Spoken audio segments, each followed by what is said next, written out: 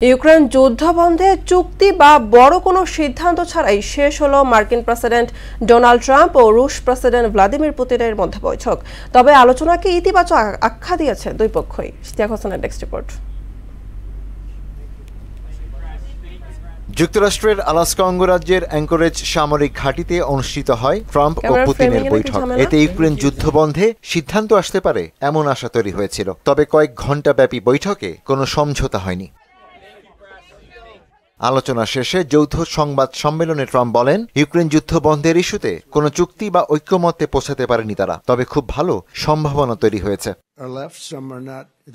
আর পুতিনের মতে বৈঠকে যেসব বিষয়ে দুইজন একমত হয়েছেন সেগুলো থেকেই হতে পারে ইউক্রেন যুদ্ধ বন্ধ এবং যুক্তরাষ্ট্র রাশিয়ার সম্পর্ক পুনরুদ্ধারের সূচনা। তিনি আরও জানান, দুদেশের মধ্যে বাণিজ্য ও বিনিয়োগ সংক্রান্ত উল্লেখযোগ্য সম্ভাবনা তৈরি হয়েছে। রুশ প্রেসিডেন্টের ভাষায়, এ পথে হাঁটলে শিগগিরই ইউক্রেন যুদ্ধ বন্ধ সম্ভব। তবে ঠিক কোন কোন বিষয় ঐক্যমত্য হয়েছে তা নিশ্চিত করেনি তিনি।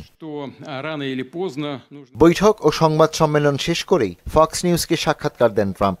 এতে তিনি জানান, রাশিয়া ইউক্রেনের যুদ্ধ বন্ধ হবে রাশিয়ার কাছে ইউক্রেনের কিছু ভূখণ্ড তুলে দিয়ে এবং যুক্তরাষ্ট্রের নিরাপত্তা গ্যারান্টির মাধ্যমে।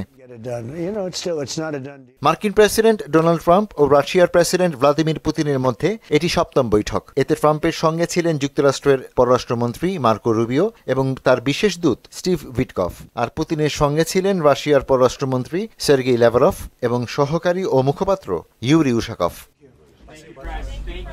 ইশতিয়াক হোসেন, মোহনা সংবাদ।